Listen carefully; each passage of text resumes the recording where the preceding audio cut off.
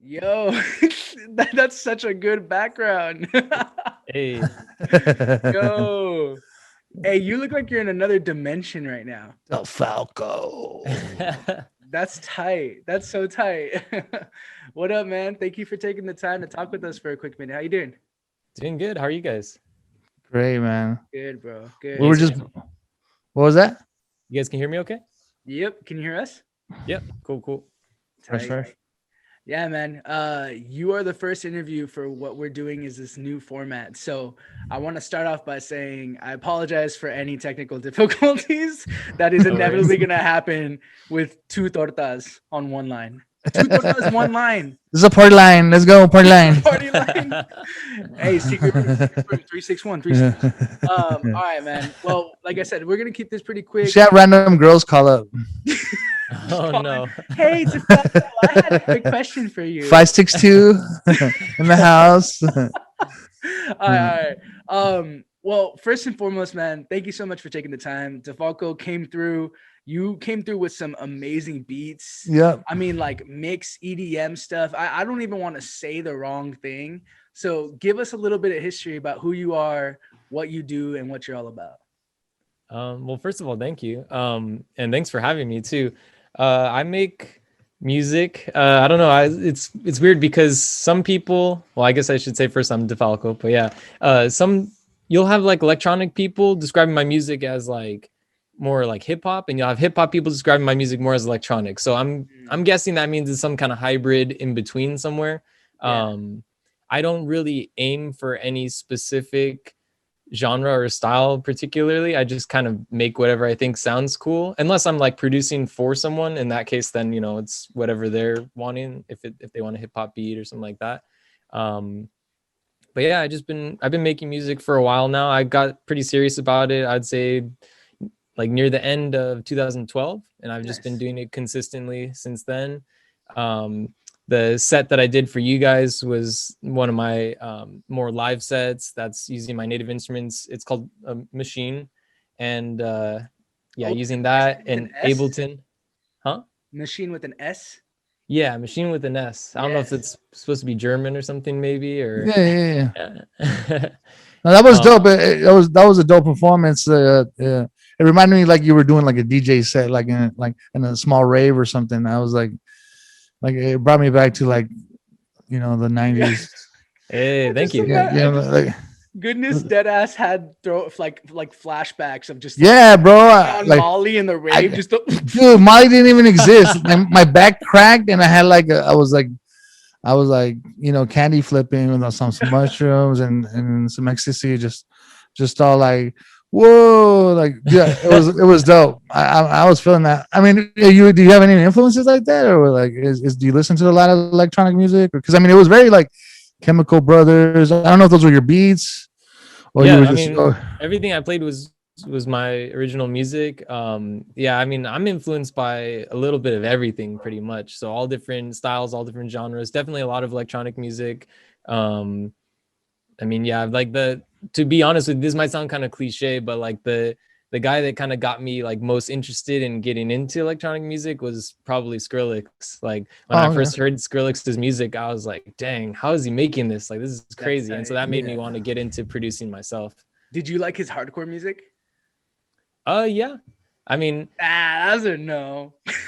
wait, Hey you man, mean I grew like, up on that shit, dude. Like I grew up on like Rodney Core and like DJ Tron and like Gabber music, some like German like hardcore music, like and just speaker freak, like yeah, so you Yo, mean the stuff he was producing right before like Scary Monsters and Nice Sprites, or do you mean the stuff like his hardcore band like in like from first to last, or like his hardcore band, like from oh first his to oh yeah. last. hardcore No, band, yeah. I have both the studio albums that he was a part of. Tight. So That's awesome. yeah.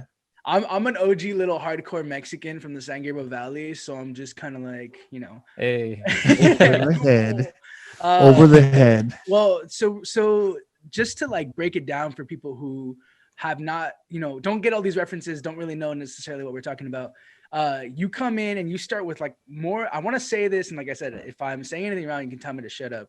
But like kind of more poppy, more light sounding, and then you go straight into what is like heavy dubstep-ish, right? And like have a huge kind of switch. And that's Yeah. amazing because like you had mentioned in your intro, like your influences, your the way that you lead your genre isn't necessarily by genre, the way you lead your sound specifically.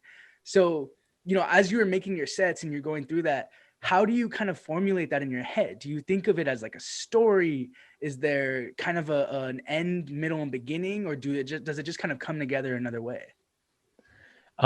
It's partially a story a little bit, a very like ambiguous one. I mean, nothing really specific, but it's also a lot to do with just me trying to line up different keys and tempos and things like that. I always want, when I perform a set, I always want the music to at least feel like throughout the set it's getting a little bit like faster and faster over time.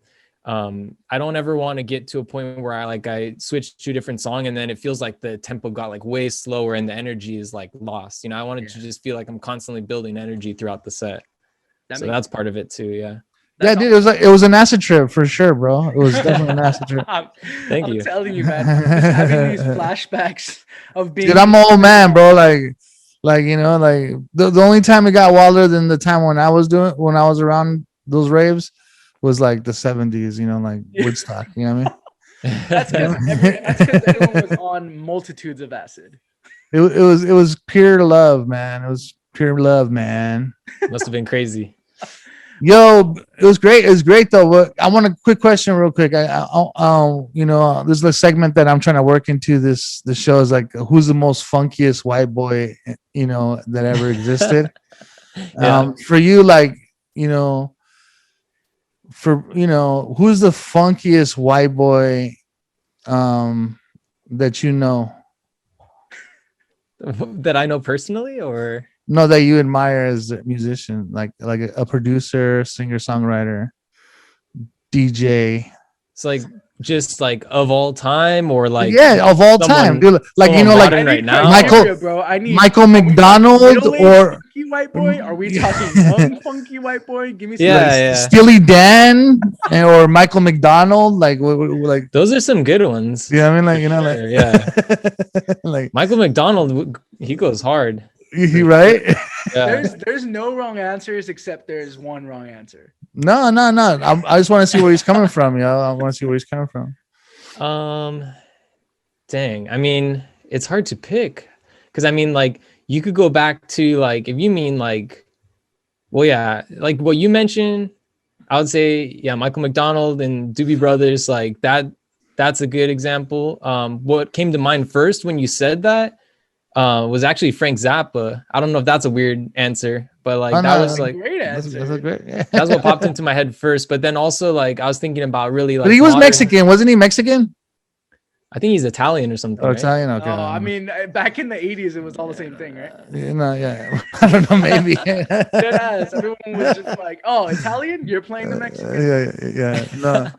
No, it's the other way around. Yeah, exactly. I was thinking of like a modern influence of mine too that's going really hard right now is Dylan Brady. I don't know if you guys have heard of him. Ooh, yeah. He's part of 100 Gex. I just heard of them this week. That's awesome.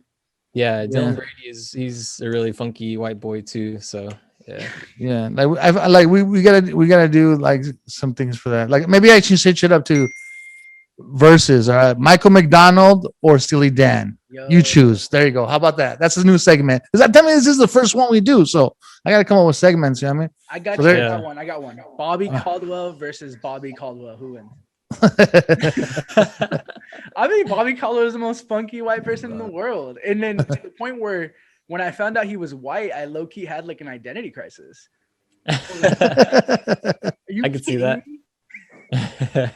That's awesome, man. Well, once again, man, thank you so much. We really appreciate it. For everyone watching, be sure to stay tuned because right after this interview, we're going to go through and we're going to watch 9801 Mini Mix. I don't know if that's just a name you threw together, but no, that's perfect. Yeah. Awesome. My album's called 9801. So then, that's like the mix of those. It's like the expedited trip. Yep, exactly. Let me ask one question though, yo. DeFalco, how'd you come up with that name, man? I'm telling you that. That's like, oh man. Falcon Smash.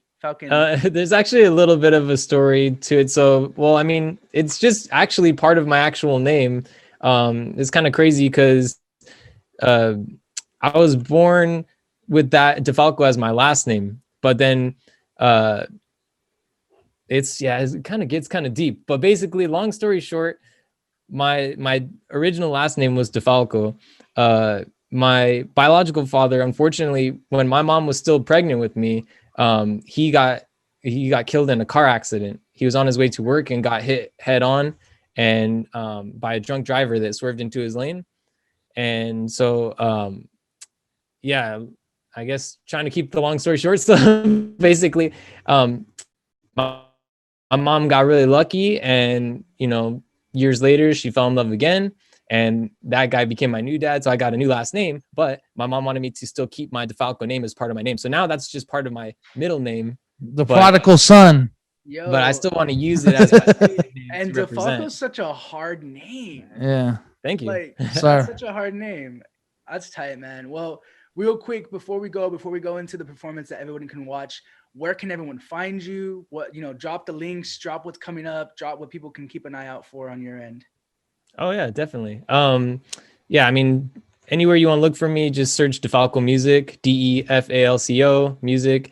That's, I'm on Instagram, I'm on Twitter, Facebook, everything like that. I put my Linktree link up everywhere, so you can, whatever you find me on, you can find everything else on there. And I'm on Spotify, Apple Music, iTunes, everything. So yeah, thanks for letting me plug that. And yeah, I'm always releasing new music, so feel free to check it out.